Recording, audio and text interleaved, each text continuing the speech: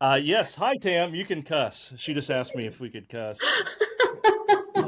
I have to do this other thing. There we go. I got my recorder on. Hi, Tam. Today Hi, Sam. we've got my a former colleague of over. We've had a colleague of mine here over 25 years ago, but this one is 30 Oh, years. how is that possible? I don't know. That's I was thinking about that era because I was just starting, and you were, I don't know, a couple years older than I am, I think. I think And 5 years, I think. Yeah. you are a young mother and Yeah. very young mother, and we were both essentially broke, and and but here we are, many years later. I'm retired, and Tam must be sort of like able to do some stuff because we're going to talk about a trip that she recently took. Now, I will tell my listeners that Tam is she's a opinionated, spirited, funny, snort laugh kind of a person. And my goal is to get her to snort laugh at least once during this podcast. Uh, Okay. yeah, and she's a former writer, a very talented writer, I will say. Oh, thank you. Used to work for the Hastings Tribune. Is that correct? Used to write I a was a guest column. columnist. Yeah. I was a Yeah, guest so columnist. they Yeah. don't just hand those out. They expect you to be able to put a couple words together. And social media. I think Tam and I both have cursed it throughout the years. And but Yeah. on the other side, one of the positives of social media is that Tam and I have kind of followed each other over the years. We And we've have. during the pandemic, we were exchanging messages kind of furiously. I remember that we both kind of, I think both kind of Yeah. thought the same, and we developed our opinions pretty quickly and the same kind of opinions, and we think alike, and so Mhm.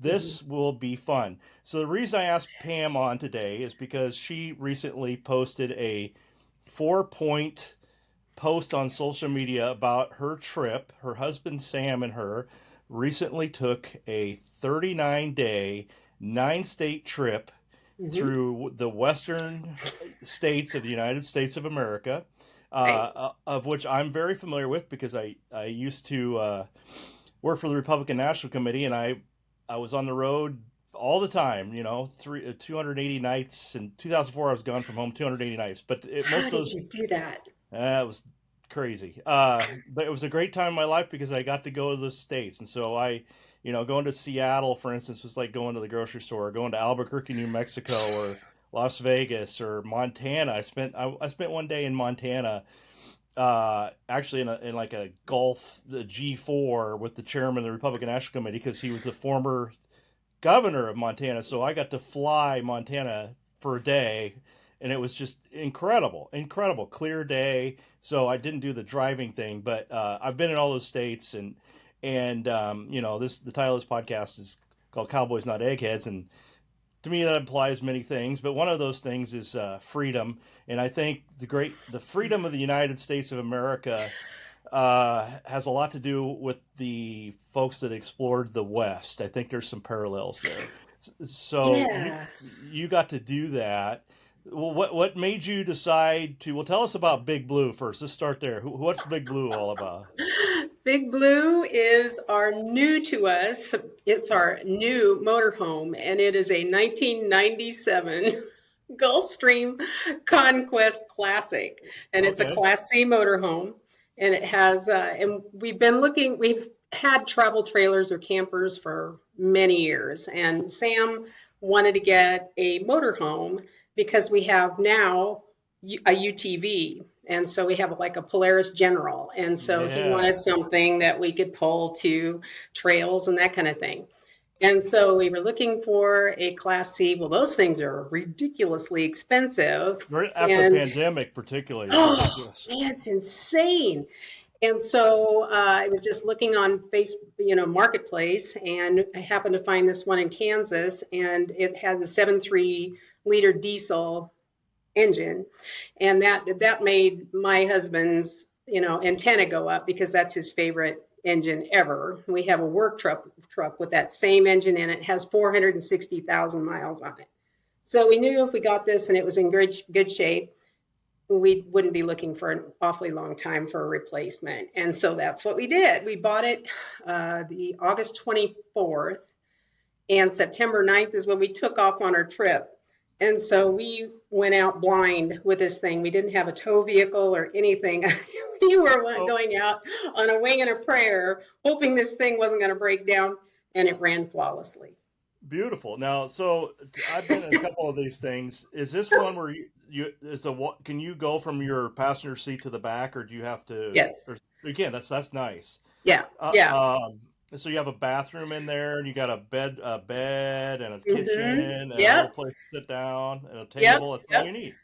Yeah, and a shower that's about this big. Yeah, so it's tiny, tiny, tiny. But it was fine, and it was very comfortable and worked perfect for what we did. It's 28 foot long, and so it's right at that mark where you probably don't want to go anything longer because then you're not going to fit into national park spots and that kind of thing. We've been camping forever. And so this has just been kind of the newest foray. And so, yeah, we took off Now September. you've never done 39 days, have you? That's a No, long time. it is. It's a long time. And I can tell you, a lot of people ask us about the whole retirement thing. We are self employed. And so we are self employed in construction, You eat what you kill. and yeah, exactly. And so we, everybody asks me what I do. I'm a stucco applicator. And so, or my Really? husband is. Yeah. And so most of our work is outside and it's always during the summer months. So what happens is we just work like crazy in the summer. And then, when we're in between jobs, we can take off. And that's exactly what this one was. So, That's yeah, awesome. Perfect. So now we're back and we'll go back to work again. And hopefully we'll get to do it in a few more months. Now I'm going to kind of interrupt the story for here for a second. One of Sure. the things that you always sign off on social media, which I love, because I used to have a term when I lived in Pennsylvania that was similar. It was giddy up from Hmm. Cosmo Kramer from Seinfeld, giddy up. But I like it. Sam's slogan is onward. What does that Hmm. mean? What does that mean to you? It's onward, all caps with an exclamation point. So it's like onward.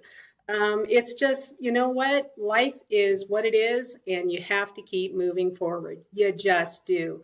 You can't let anything stop you. Just keep going.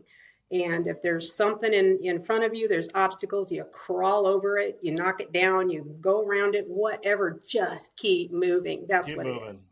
Yeah, that's awesome. Now, we're not, I don't want to go into detail about this, but I know that your husband Sam recently had a pretty bad accident and put him out of commission. And Mhm. I bet that onward might have been tested a few days, but that's Oh, probably also what's got you going, kept you going, it right? was, and a strong faith, a really strong faith, really kept us going. Yeah, Sam took a huge fall. He fell 12 foot onto cement and wound up just. They called him the shattered man, and so he wound up in Bryan East, the trauma center, and he was there for 2 weeks, and then he came back and he did rehab up in Grand Island for 2 weeks, and so he a month and virtually half of his body was shattered. I mean, skull and his facial and femur and wrist and everything. I mean, he was the shattered man. A few And challenges along the way. oh boy, but I tell you what, he rolled through it. And I am so impressed because, he's in his 60s. I'm 62. And so at the time he was 63. And, 9 out of 10 guys fall through that, experience that, and only one guy walks away, and it's Sam. Yeah. Yeah, most people aren't going to be in a wheelchair if they even make it. I mean, so that's Exactly. awesome. I mean, and good for Yeah. him. And so maybe this trip was a little added value to you in the sense that you were kind of Yeah. grateful. You're definitely a person. I mean, Hmm. again, I haven't talked to her in many years, but I know from her social media posts that she's grateful. I And am. and I bet this trip was kind of capped some of that Thanksgiving off, if you will. It was. It was. You know what? Every day is a gift. Every day you wake up above ground is a gift. Yeah. And I don't care if you're having the worst day. And I know that sounds Pollyanna, and I probably tick a lot of people off when I say that. But man, you stop and think about what people are experiencing around the world. Can you imagine what it was like to be in Israel or in Ukraine or anything? I mean, I just so you get up and you're in a bad mood, or you get up and your hair looks terrible, or Who whatever the cares? issue is, Yeah. who cares? Yeah. And so you just keep moving. Yeah, Yep. you have to. Yep. Before we get into the 4 things section, which will kind of be the crust of this, the heart of this podcast, I think, is tell me about quarters and how important it is to have quarters. Almost a snort laugh. Almost. You could sell quarters for $50 in a campground. So you There you have to go. have quarters for laundry. And so laundry, and when you're going that long, laundry is a big deal. And so some of those big rigs have their own laundry facilities on board. Ours does not. And so whenever we went to a campground that had electricity, I mean, a lot of times we camped off grid. And so we were dry docking or boondocking or whatever. And so whenever we had a campground that actually had laundry facilities, we beat a hasty trail there to get it done. And anyway, and all of them take quarters. And so if you don't have quarters, you're in trouble because a lot of the times they don't have change machines. This is ridiculous, but they don't have change Well, machines. hey, we're teaching people something here. So you don't have change machines, and a lot of the times you can't you can buy rolls of quarters, but you have to do it when the office is open. Well, the office sometimes closes at 6 o'clock, and a lot of people come rolling in after that, and so you're in trouble. And so I tell you, there for a while, I was clutching those quarters Quarters. like Gollum's ring. My precious. And so it's just, oh man. And so anyway, this one woman approached me one time, and she was not prepared. And so I had a few extra quarters in my pocket, and she asked me if she could have them. And she had her little dollar bill, and was like, No. mm-mm. It's like this. Mm-mm. I assume you watched Seinfeld, but I bet it was like the Seinfeld episode where Elaine needed a square. Remember that?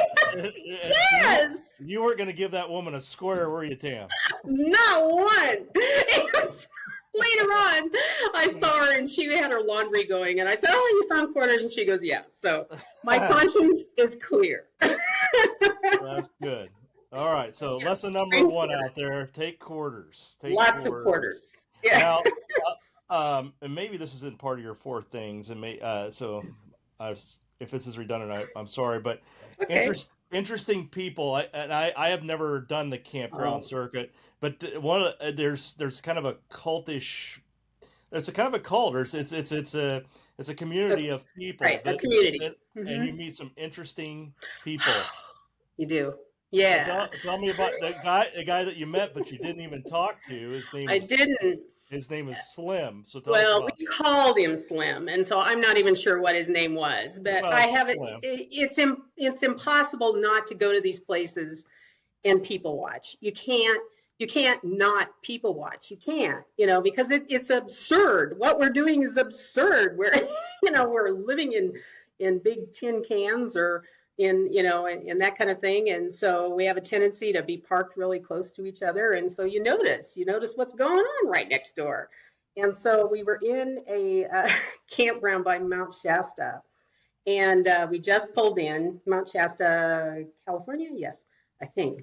It, they all run together. Another tip: keep a journal. Make sure you keep a All right. journal so you know where you've been and what you've been doing. But we were by Mount Shasta, and there was a guy they pulled in, and he was driving. Oh my gosh, I cannot imagine how old this thing was. It was in fact, it was called the Shasta motorhome. And I mean, it had plywood on it. It was duct tape and baling wire the whole way. It looked like something that somebody just drug out from behind the trees in the back 40, that kind of thing. And so um, he looked like something from a 60s movie. He really did. He had long hair, and it was under a red bandana, and he was tiny, skinny, skin and bones. This guy couldn't have been 100 pounds soaking wet. And he had ratty jeans on that had given up the will to live decades ago. He had a John Lennon Imagine shirt on. Am I painting a picture? Yeah. and and he twitched like he was hanging onto an electric fence. He was just like constantly moving, la, la, la, la, la, which you have to think. So your first impression of this guy is this is like a meth head or somebody we got to stay away Bingo, from, or I mean that's your exactly. first. But But My husband, who is a better person than I am, he is my better half. Uh, We both married up. I'm sure of it, but yeah, well, in my case, it's absolutely true. mine And too. so he reminded me, and I kind of the first thing I had, I'm going to admit it, judgmental. I was judgmental about, oh, geez, what the heck is going on here? And anyway, and he said, Tam, he could be a veteran that had fallen on hard times. Certainly could have. And then right away, it was like, oh, knockout. Of course, that's exactly what it could have, what it could have been. And so then once you drop your prejudice and once you drop your, judgmentalist uh, attitude, then you really stop and start looking. And the guy smiled all the time. And he was so dang grateful to be there. Yeah, And probably the he, happiest man in the world. exactly. And so he got in, he had no idea how to operate the hose, that makes life in a motorhome livable. And so, if campers will understand that. And so, anyway, so a campground employee came over and helped him out and everything else. And he disappeared into the back at that campground. We never saw him again. Now, was he real? Was he not? I have no idea. Maybe he was just an image that God sent to, kick me in the butt. But anyway, so then the next day, we kind of lost track of him. And the next day, we were driving up Mount Shasta, which is a terrifying journey. There's a lot of switchbacks, a lot of really steep climbs, and everything else. And I'll be darned if we didn't meet him coming down off that mountain in that shaky motorhome. There he And comes. he was smiling from ear to ear. He was having the time of his life. It was just, and it made me smile just seeing him. And it does not matter what you drive, just do it. Just, it doesn't, don't give a darn what other people think. Don't, he was just, he's just one of my fondest memories. That's awesome. That is awesome. Yeah. Now, a question just came to mind. You're sort of, or not sort of, you are organized. And so Uh, I don't know what Sam's like, but my guess is did you have this itineraried out or did you just hit the road and go? we had no idea what we were Oh, doing. We ah, now I love that. I love none. that. I We don't know if none. I would know where the campgrounds are. You knew that much, right? You didn't even know that. No, we didn't know. You We just hit had the no road. idea. It was You just headed west, Yeah, it north and west, right. north And and west. it's good and it's bad. There are good things about what we did and there are bad things about what we did. The good is that, man, we saw some amazing things that we did not expect to see. Absolutely amazing things like petroglyphs. I don't know, is that what they call that? I In don't know. northern Wyoming, and or Sinks Canyon State Park in Wyoming. And if you ever have a chance to go there, go there. It's amazing.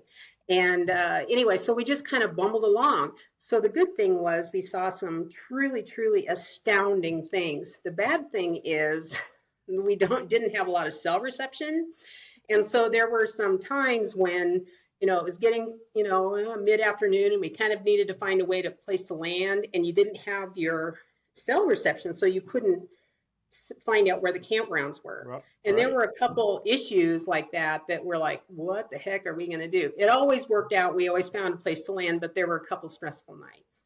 And did the places you landed didn't necessarily have water or anything? I mean, because you could park the thing anywhere and go to bed, right? I mean, Right. it's not Yeah. you can't take a shower. I mean, Right. No, actually, it's self-contained, and so we always kept uh, water in it. And so as long as we had a flat place to go, and it's got a you don't generator need and it has solar panels. you don't And need a so, campground. yeah, yeah. I think most WalMarts in America let people do that. You know What? what? You'd be surprised there aren't as many that do as you Oh, think. Yeah, because there were a well, couple times. Yeah. yeah. I used to be a Fremont police officer, and we were always checking you people in the parking lot. But never really had that many problems.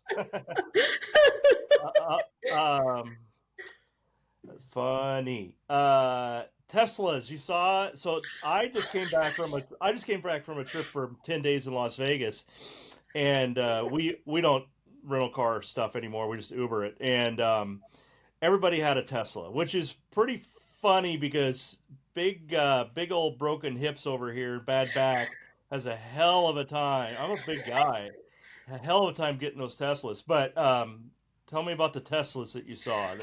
The Let me trend. let me guess. The ones that you saw, I'm going to guess that they are one of two colors. They were either white or black. That's correct. Yeah, Yep. yeah. And that's the way it was. The further west we went, the more Teslas we saw. And so when we got into Washington and Oregon and California, they were everywhere. Everywhere there were Teslas. And then we got to Wyoming and not one to be No. found. Mm-mm, mm-mm. Yeah. And it was just an interesting phenomenon to us because those are expensive vehicles, you know. And Very much so. let me ask you, since you're doing Uber, you probably have no idea what the cost of fuel was in Vegas. Oh, we looked. Oh, well, we started a trip in California in San Luis Obispo County, and it was like seven and a half, 790 for diesel. Like, whoa! I mean, Oh, everything's more expensive. Everything's more expensive, and oh, we're not campers. We have to glam it out. So we actually go out to eat, and we don't. Shame on us, but we don't go to Subway or McDonald's because I'm a nutritional snob these days. But it's expensive out west. I mean, okay. no, like eye dropping expensive. Eye Now, dropping, is that a word? eh, Jaw dropping. jaw dropping. I understand exactly what you're saying. Now, the question that I have is, are wages commensurate with the cost of living? Well, I know that I know the wages are higher. I used to have business partners in California, and we had employees in California, and yeah, they were generally making 10 to 20% more in salary but it's not keeping up with the cost of living if you compare it to Nebraska. It's just How not. do people live there? I don't, I mean, Credit card. obvious. I Oh, credit card man. and don't eat out. I mean, I don't know and don't go anywhere. I mean, I it's crazy. Well, and people live there, you know, unless you're local, unless you've been there forever and ever. But you know, I assume a lot of people move there because they like the option of being, you know, having access to outdoor activities. But geez, so most of them are working two and three jobs. They probably aren't Yeah. having an awful lot of opportunities to do that. Yeah, and California, as you know, I guess you were through there a little bit, weren't you? Hmm. Okay, and as you know, I mean, it's a very diverse state, and Yeah. so you have this kind of the Central Valley, which would be no different than Hastings, Nebraska. I mean, just tons of farmland, agriculture, open spaces, you name it, and then you get Hmm. into the West Coast, and you get into the I don't know, you probably avoided some of those areas. I don't know if you did the Pacific Coast Highway, you probably didn't take the Um, five or anything, no, but we wanted there's to, but yeah, a ton of we've tried to trap. stay. Yeah, So you tried to probably stay away dealt with from San Francisco. Tried to stay away from all of uh, that. yeah, but it's a completely different world. I mean, San Francisco nowadays is sadly a third world country, and so it's just yeah, it's a crazy place, California. Yeah, I used to joke with my business partners that I always, when I went to meet them, I would take my passport so I could get back into my country. Man, okay, so now I have to ask another question, because you're smarter than I am, and you have all the great connections, and I do not. Wish I'm you just fooled her, a didn't we, listener? I I am just a Midwest nobody. But you know, we ran into several campers with California plates out there, and we had more than one of them apologize for being Californian. And they said, we're trying really hard to get out of California. Get out. We, Yep. yeah, trying extremely hard. So the question that I have, Professor, is how do you screw up such a beautiful, productive state that bad that people want to leave? How do you do Well, that? that's probably a series of podcasts. Okay, It's, I mean, clearly, I try not to get political on here, but I know. clearly, it's we have some different views, and there are good people in California that Oh, are absolutely. just as conservative as you and me, but the Mhm. people that aren't like that far outnumber them, and sadly, their public policies are just so upside down that even the liberals now are just like we can't live like this. So it's that's a I loaded know. question. I It mean, is. I know. I mean, their tax base is outrageous. State income taxes they're as high as 40%. I mean, it's insanity. And it's It's so beautiful. yes, it is a beautiful place. I mean, you got the mountains, you've got the It's shoreline, gorgeous. and if you want the city, you got plenty of that too. But Mhm. yeah, it's a sad deal. It is sad. Oh, It's poor California. poor California. Poor California. Uh, my dad said, I shouldn't say this, but I will. My dad said that he wanted to trade, he wanted to give California to China to pay him off our debt. Anyway, You know, I doggone it, it's so lovely. I mean, we were driving through it, and the first question that we had was, "How do you mess up paradise?" Because you look at it, and yeah, it's incredible. It's an incredible place, and yeah. the people that we talked to a guy by Susanville, California. We just come out of Lawson Volcanic National Park. Have you ever been there? Uh-uh. Lawson, No. you must go. We had no Okay. idea Lawson Volcanic Ne- National Park was going Never to even be heard that of it. amazing. And as they call it, the mini Yellowstone of the West, because they have all these, it's volcanic. And so they have all these, the bubbling pots like you see in Yellowstone and steam shooting up and amazing things. But anyway, so then from there we went down, we camped by a lake, Eagle Lake by Susanville, California, and we ran into a campground worker down there. And on the way down there, I might be getting off track. I'm sorry, but on the No. way on the way down there, I forgot to turn my notifications off, so I'm like, oh, what was that? Sorry. Keep going. so on the way down there, we drove through devastation from the Dixie Fire. Do you remember that 2 years ago? I believe Yes. California. Oh Hmm. my gosh! And it was just an incredible burn for 3 months. Ate up small towns. I think it killed one firefighter and injured three. And I mean, it was just an incredibly devastating area. 65% of Lawson Volcanic National Park was devastated, was completely torched. Still beautiful, but 65% of the trees are gone. And so, anyway, as we drove out of there, people from Nebraska don't think about wildfires on that. Would you agree? We just don't think of what, we think of grass Well, fires, but we I'm from, don't think I'm, of, yeah, not like timber, yeah. but there has been, and even I'm from Valentine, as you know, and there was, Mhm. it's been within the last 10 years that they evacuated the city of Valentine because the whole canyon north of Valentine was on fire. So there's a little bit of that Yeah. in the Niobrara canyons. But it's not acres and acres of just dense forest. Yeah, and I'm talking forest so bad, so dense that you can't see through it, that kind of Right, thing. I mean, it's just right. incredibly dense.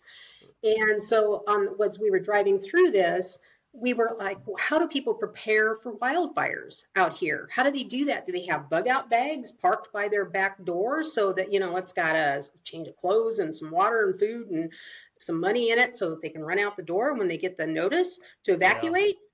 I don't know. And I so don't. we ran. I would assume so, but who knows?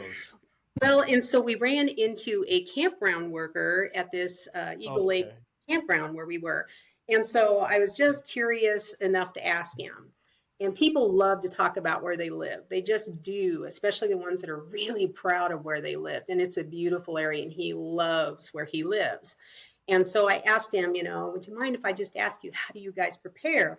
Do you keep bug out bags? And he says, heck no, we don't do that. And I said, well, how do you, I cannot imagine what that must be like to have that wall of fire coming at you. And he said, well, we can see them coming, and we keep in touch with cell phone and radios and whatnot. And so anyway, and he said that, he was actually a firefighter himself. He's been served on volunteer squads forever. And so anyway, and he said, and he told me the process of it. And forgive me if I'm saying things that everybody understands. I'm an idiot. I was amazed. Yeah. But he said that 9 times out of 10, they'll start with lightning strikes. Or in the case of the Dixie Fire, was when a tree fell on a power line, and then it came down, and then that's what caused it. So And it's over. yeah, Yeah. exactly. And then the wind catches it. And so he said that what will happen is the top of the tree will catch fire, and they call it crowning. And so when the top of the tree catches fire and then the wind takes it, and so it goes from top of the tree to the top of the tree, and all those sparks rain down, and then it gets to the bottom, and then it takes off. And that's what happens there. So anyway, I was fascinated. I was just like, wow. And anyway, and I said, because back here, I have friends that are convinced that all wildfires start by arson.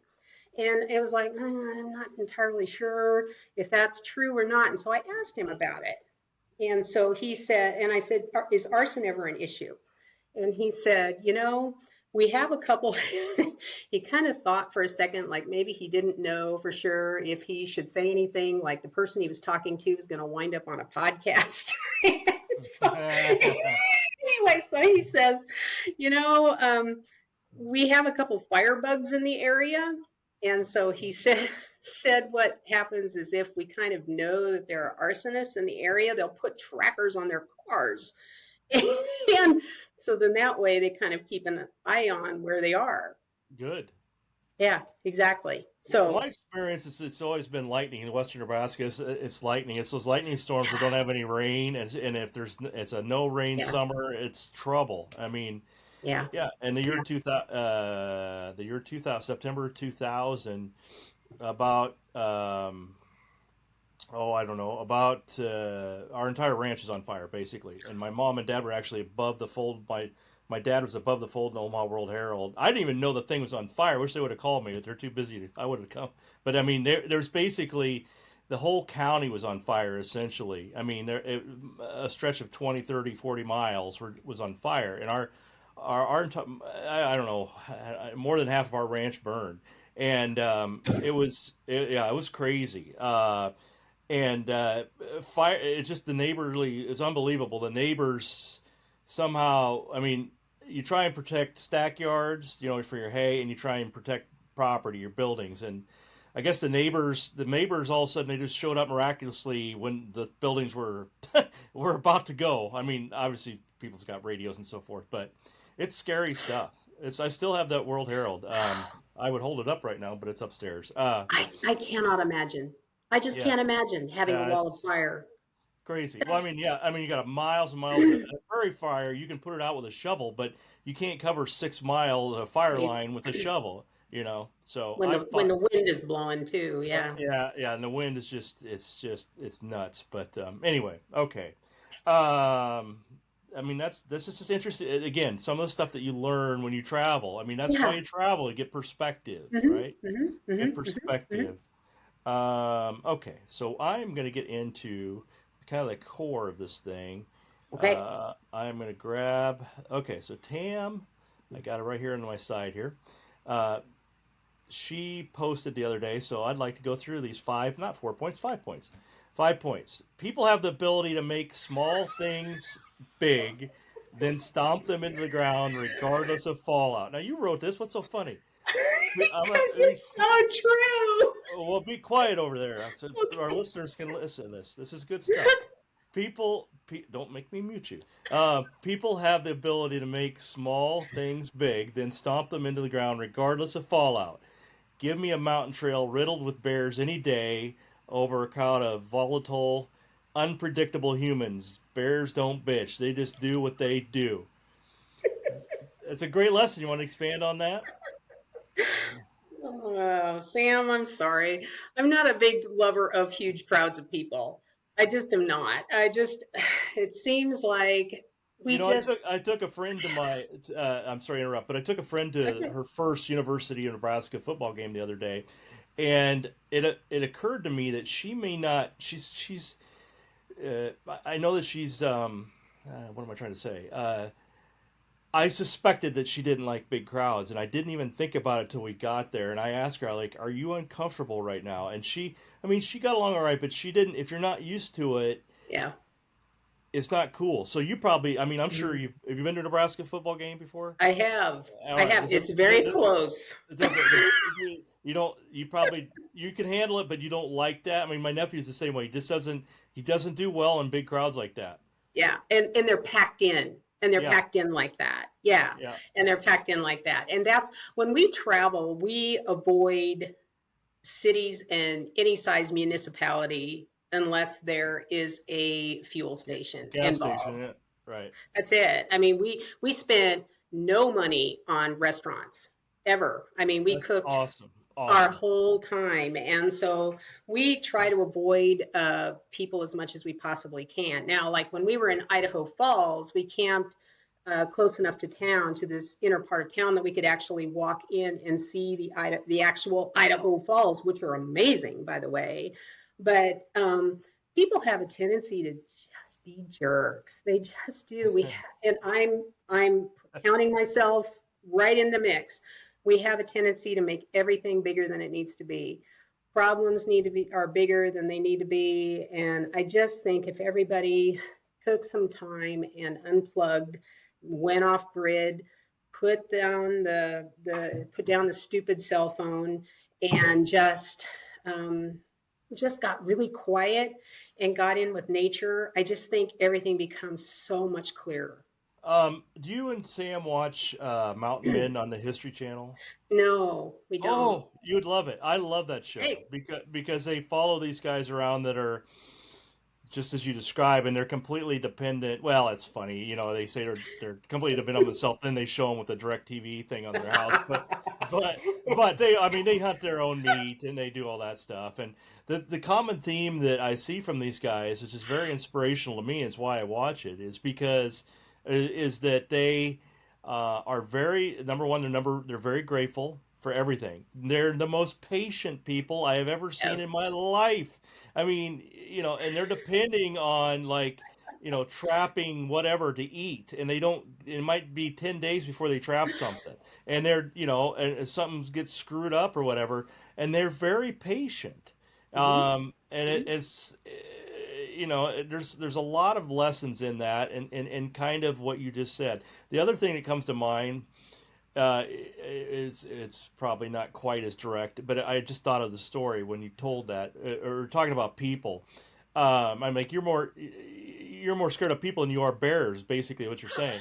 Uh, and, and well, there's something to that. There's something to that. My mother grew up in a funeral home, and I'm just like, oh, that's weird, that's green, and she's like, no, I felt like I was the safest person in America because, like, nobody's gonna come rob our house.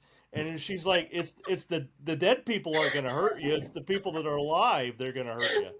It's very So, true. It's a smart so lady. yeah. So I don't know why I thought that when you read that, but I just thought, or when I read it, I just thought that's another little lesson. I'll give you another example of what I'm talking about. We work construction, and so part of what we do is we apply stone to the outside of buildings. It's a heavy, labor-intensive situation, but anyway, but you can go to these warehouse or showcases where they have the stone displayed all over, and there are 20, 25, 30 choices of different types of stone, different Hmm. colors, different sizes, blah blah blah, and all that kind of thing. And you I understand that building a home is extremely stressful, and it's the biggest investment of your life. One of the biggest investments of your life. So I understand why people put so much of their heart and soul into picking It's out a the right very it's thing. very it's very personal for some people, It and it might is. take them forever to make a choice. But yeah. Yeah. And so, but I tell you what, and so they will obsess over stone, and it's like stone that maybe goes up that far on the front of their house. And it's probably going to be covered with bushes anyway, you know what I mean? And so when the landscaping is all done, but they will spend months obsessing and going back and forth and going back and forth. Now, I can tell you just from our experience, it may not be this way all the time, but I tell you what, 6 months from after it's all done, after you're moved in and you're all making it your home, nobody cares. You could have No. got thrown a dart and hit and put whatever it landed on the front of that house, and it's still going to be beautiful. It's Yeah. still going to be beautiful. It Yeah. doesn't matter if it's 20% lighter than this one is, that kind of thing. It doesn't matter. So No. we just stop obsessing The over small stuff. small stuff. Yeah, Small stuff. Yeah. exactly. Yeah. Yeah, Well, so my that's what it is. my doctor once said it's not really emergency until you can't breathe. Yeah, yeah, exactly. So And the body is a self-writing machine. It really is if we give it a chance. Yeah. Yep, for sure. So anyway, so that's what it is. Okay, point number two. Now don't laugh. You wrote this. The journey is the ultimate destination. So many times we can't wait to get somewhere, and in the rush we overlook the crazy cool landscapes unfolding on the way there. So true. So true. Give me an Uh, example. Give me an example of driving, stuff. okay, driving through Wyoming. You've been through Wyoming, I bet, a bunch of times. A couple times. Yep. Okay. On September 12th, 2001, I drove through Wyoming because I couldn't fly Oh, home. so anyway, but It felt safe as a baby's a mother or a baby in its mother's arms. But yeah, one of the things about Yellowstone is a lot of people visit Yellowstone or Grand Teton. Those are the two biggies in Wyoming, are the national parks, and they're clear over on the northwest end of it. And anyway, so you'll be driving down the road, and another thing you have to do is get off the interstate. Get off the interstate. The interstate is not your friend.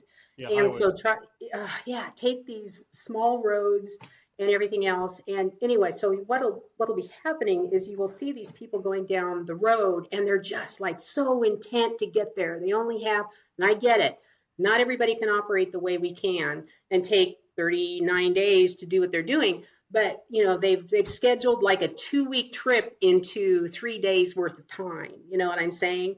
And so it's going to be one day to drive out to Yellowstone, go to Yellowstone for a day, and another day to come screaming back home. And you can see that, you can see it, and you see it on their faces, and they're just boy, they're going down the road and it's straight ahead.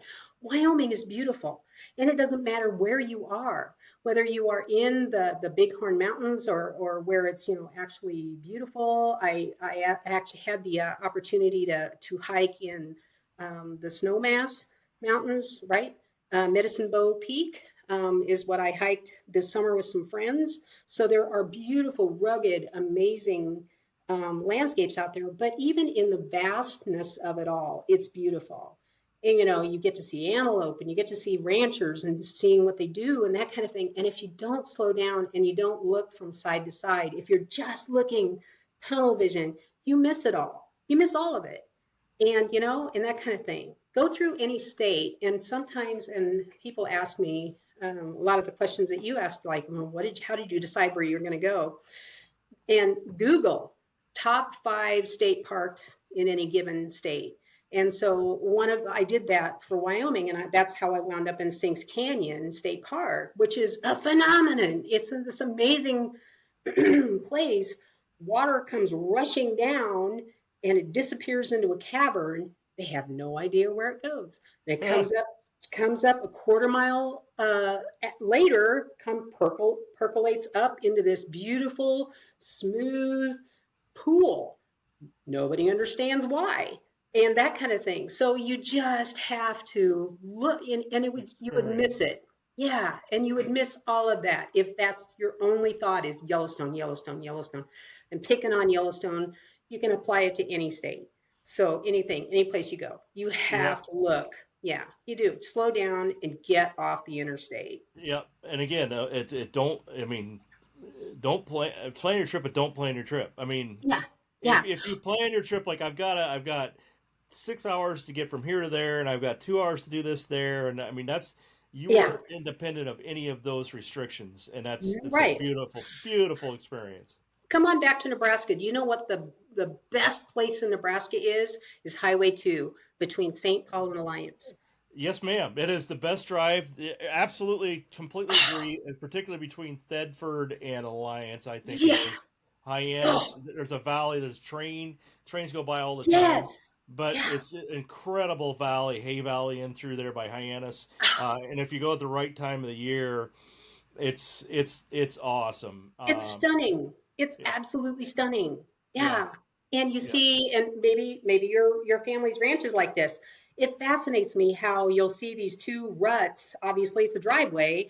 A ranch, that kind of thing. They've got the name of the ranch over the driveway kind of thing. yeah. But anyway, and there's two ruts will go up over the top of a hill and It's a disappear over road. the hill. Yeah, Well, What's over the road? That kind of thing. And so yeah. it's such an amazing thing. We live in an amazing state.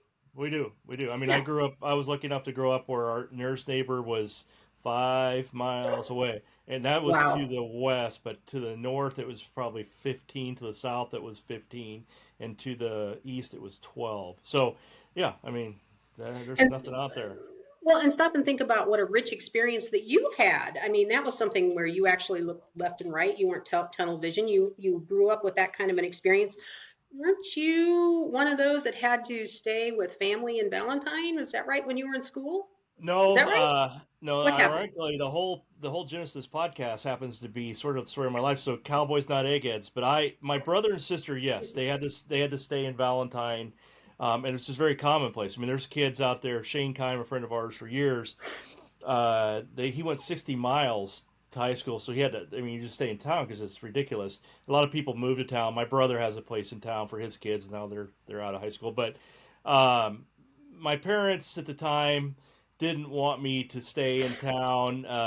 They didn't think I could stay with anybody. Apparently, I indicated I didn't want to be a rancher, and so they sent me to a boarding school, which is not far from where I live now, called Mount Michael in Elkhorn, Nebraska, which is. So I became an egghead, even though I was raised in a cowboy atmosphere. It's like the number one boarding or college prep school in the state, um, which is some kids from Creighton Prep would argue with me on that, but screw them. So no, I didn't go to high school there. My brother and sister did, but yeah, it's yeah. I mean, it's miles and miles. I mean, when you look at the football schedules, for instance, I saw last week, for instance, McCook played Shadron in football. Now, anybody is driven in this state, that is probably 6 hours, I'd say, or maybe Wow. five or six. I You mean, gotta it's. be dedicated. I mean, you've got kids that, yeah, you've got parents that, if they go to their kids' games, and my parents didn't because you had to, there's things to do on the ranch, but I mean, Mhm. getting up at or getting home at 4:30, 5 o'clock in the morning for football games. I mean, just craziness. I mean, they're trade offs. There are trade offs, but That's Americana. That is absolute 100% Americana. yeah, It is. it's Yeah, crazy. I mean, all these people absolutely. that drive to Lincoln, Nebraska on football Saturdays, people are make a round trip from Scotts Bluff, regardless of what time the kickoff is. Like what? It's whoa. But Oh, anyway, I love it. I love off the it. beaten trail. All right, point number three.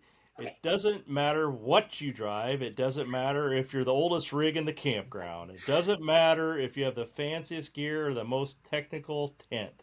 What matters is the doing of it all. Just get it done, whatever it takes to make things happen. Don't wait for the stuff to come along. For that crap, I love that word crap. For that crap is temporary. Just go. Figure it out along the way. Great stuff. Big Blue. Big Blue, you can get a 26-year-old motorhome for, not an awful lot of money. Or I've seen people camp in Priuses. I've seen people camp in, when I first married my husband, we honeymooned in a $15 tent that we got from Skagway, I think in Grand Island. And so you just get it done. You do. And there are so many options available right now. I mean, if you Yeah. prefer to do, you know, You can do the clamping. I mean, my buddy yeah, has the big big tour bus thing, like monster. Rockstar tour bus. Like Hmm.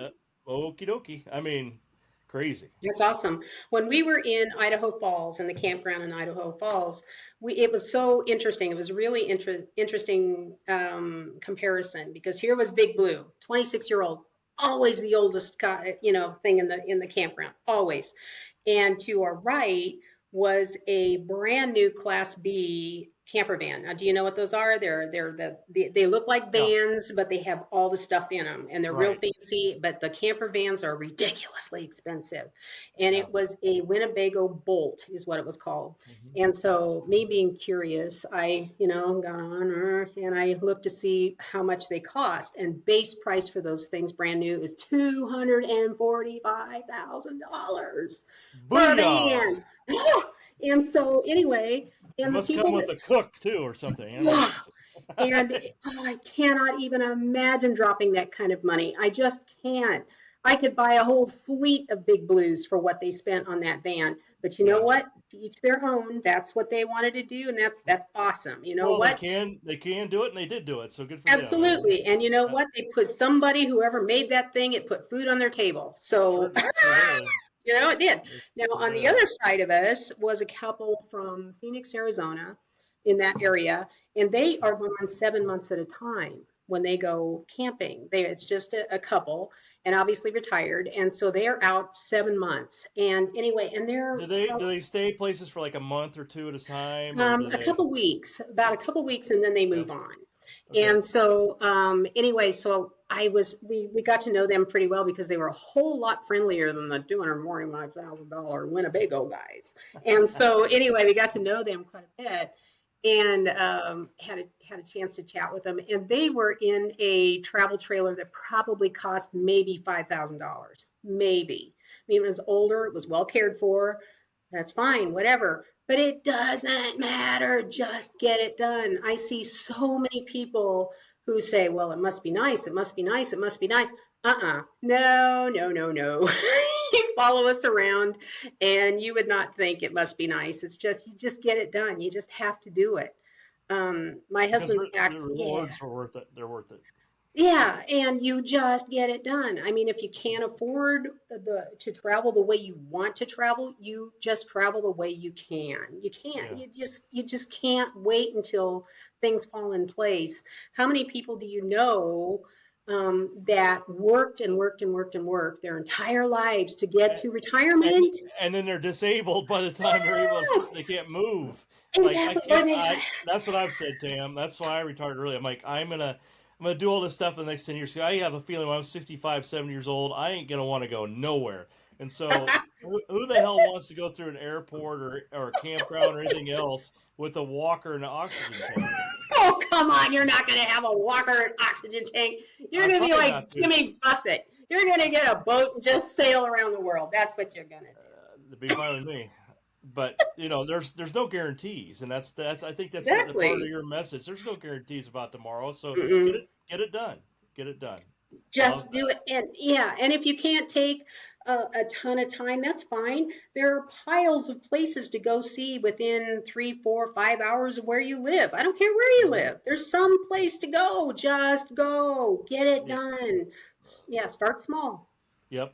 Start small, get some perspective. Awesome. Yep. All right, number 4, laugh hard, even in the face of pain and adversity. Find a way to laugh, for it's healing to troubled souls. It All right, so is. tell me your funniest story on this trip. Oh God, you're gonna think I'm horrible. Oh my God, No, this is gonna be so ridiculous. You I know don't the think you're biggest, horrible.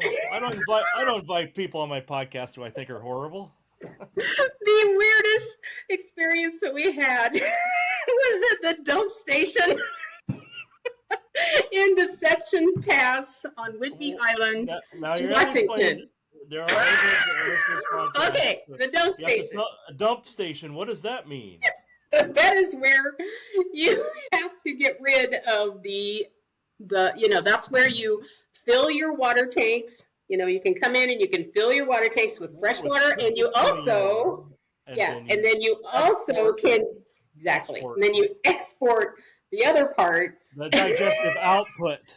Exactly, exactly. And they call it a gray tank and a black tank, and you have to respect the blank. Always respect the black tank. Uh-huh. And so here's the weird thing. So nobody ever talks. If you happen to be at a dump station, I cannot believe I'm telling this to the world. But if you are at a dump station and Nobody somebody else says comes anything. up, Huh? nobody says anything ever. Never. Oh, Well, anyway, I and think so that's a perfect time for laughter. Comedy is best inserted in places it doesn't belong. Right? oh my God! So here we were, and there were three little places to do there. It could handle three different units, so it was 1, 2, 3, and we were in the middle. And there was an older guy over here to to our right, and he was a motorhome guy, and he was one of those. fabulous old guys. Do you ever know those fabulous old guys that cannot wait to tell you how old they are? You ever known those people? Me. No, come on, that's not true. I'm I'm talking. like a little kid lately. I'm 55. I'm 55. I'm 4 years old. I'm 55. No. I'm talking 95, 90 to 95. You Listen, know those sister, people. once you passed 80, you can tell people whatever. You can do or say whatever the hell you That's want. true. Okay, but I mean, and anywhere, right? And anywhere you want. And so, anyway, Sam was doing the duty. He was doing the thing, and I was doing some other stuff. But anyway, he was doing whatever you need to do to get rid of the export part of it. And this guy comes over and strikes up a conversation. And, do you know that I think he said he was 92 years old or something or another, and he'd just driven down the Alaskan highway. And so he went to Nebraska or Alaska and he was on his way back. And he couldn't wait to tell Sam. Now, you have to understand, Sam, He's kind of busy. he's busy. Yes, Mr. Tube. So here's this guy talking to him. And on the other side was another couple from, I don't know, God knows where. I think they were from Idaho. And anyway, so they heard conversation and they come walking around the back of Big Blue. And the next thing I know, there's a freaking horde of people standing around. Our stinky slinky is what you call it. And Sam's doing his thing and they're talking back and forth. And Sam, here is his face. And he looks at me and I couldn't stand it. I was just dying. I was absolutely dying. Definitely putting this thing on YouTube because you have to see your face. But and so he was sitting there and he just looked at me like, I cannot believe what is happening. And so anyway, and we sat there for the longest time. And he got up. Now Sam he's great with one-liners, awesome with one-liners. He just deadpans it.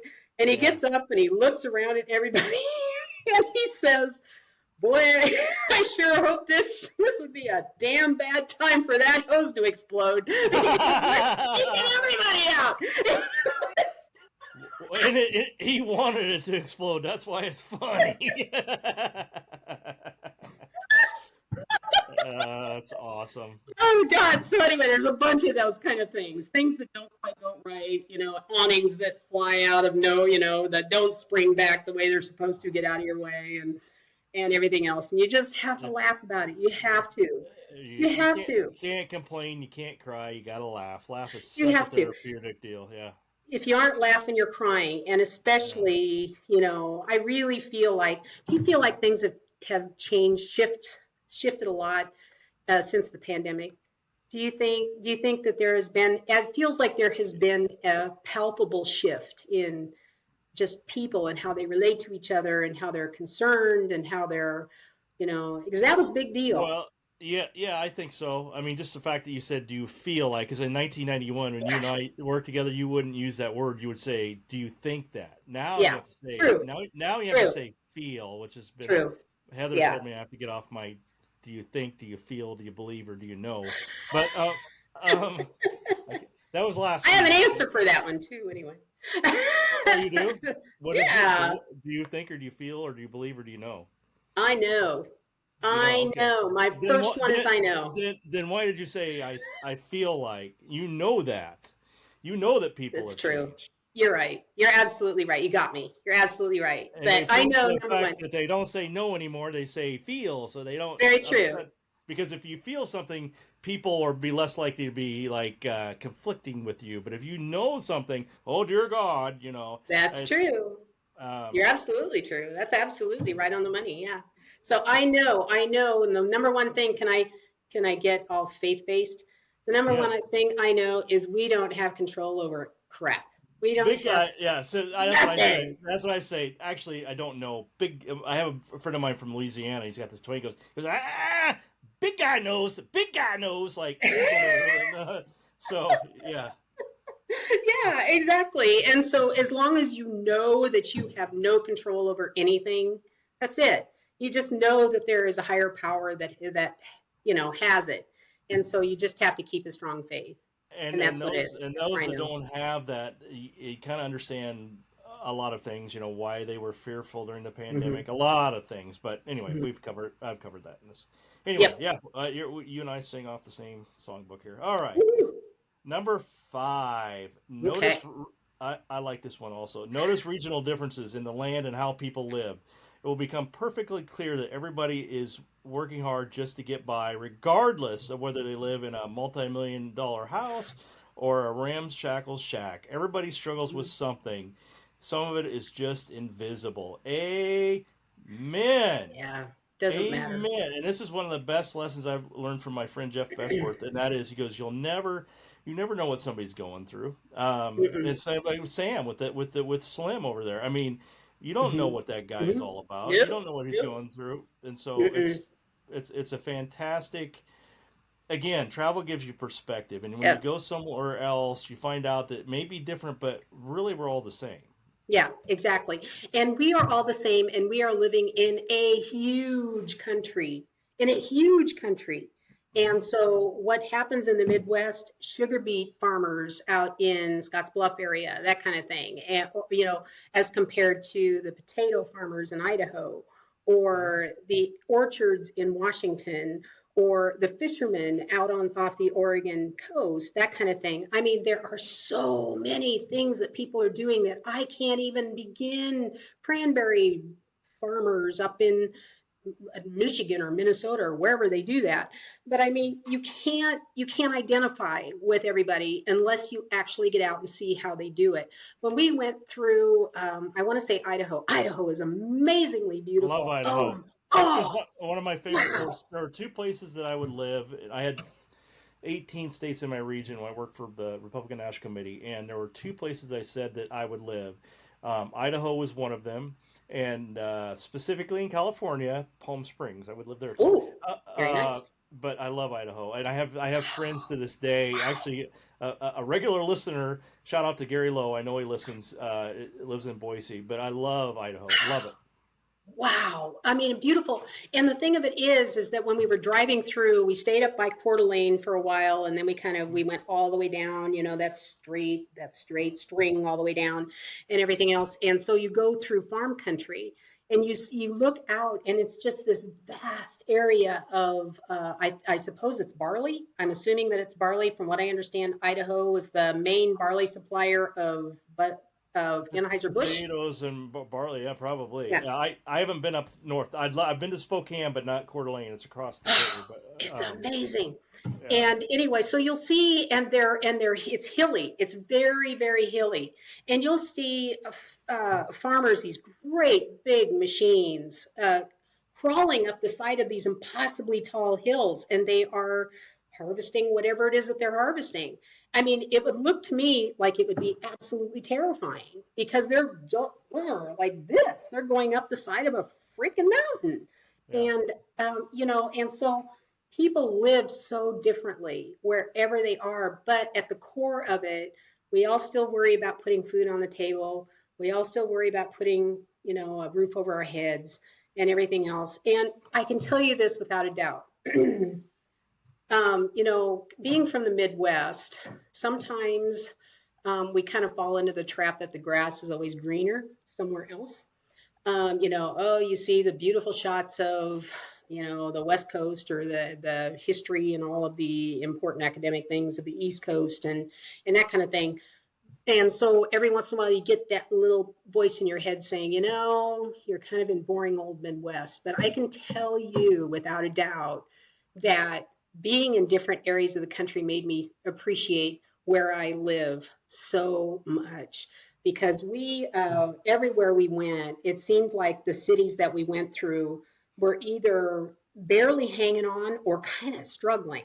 They really were. And you saw people and they kind of, and I'm kind of a people watcher whenever I had from 50 yards, I'm a people watcher. But anyway, they all kind of, we all look alike. We're all things are pressing down on your shoulders and you're worried about, whatever it is that you're worried about, health or finances, or maybe your marriage is in trouble or whatever, family issues. Kids, whatever. Yeah, that kind of thing. And so we're all different, but we're all the same. And getting out and just appreciating that.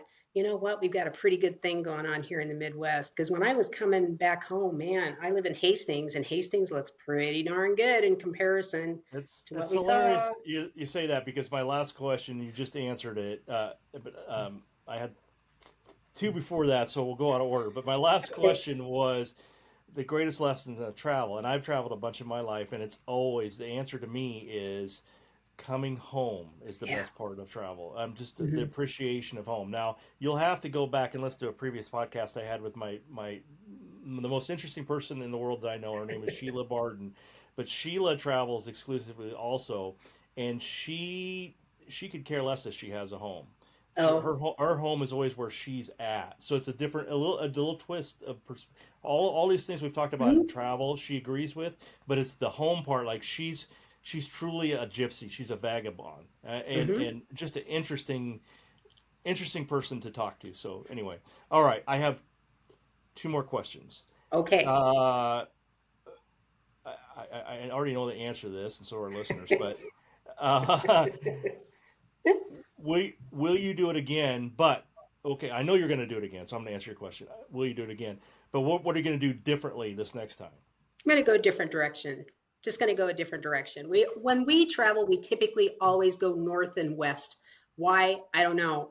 We Because there just aren't any do. people there. That's why. Exactly. Exactly. You pull out the atlas, and there are not a lot of roads on the west and Oh, but on the there are places east. in Tennessee that you guys would love. I know. Trust me, trust me. Well, Tennessee, and yeah. Kentucky, even in Connecticut, or if you get into Vermont and Maine and New Hampshire, which I actually those are the states I haven't been to. But if you go to Vermont, Maine, New Hampshire at about October 1st time, you know Oh, the leaves are a whole different ball game up there. Um, beautiful. so okay, Yeah. but I Yeah. mean strategically, what would you do differently, or tactically, what would you do Oh, differently? I can answer that. The whole Quarters. quarter, make sure you got piles of quarters. But another thing that we talked about on the way home, because we did a lot of evaluating on the way home, is we next time we would have a general idea on where we wanted to go.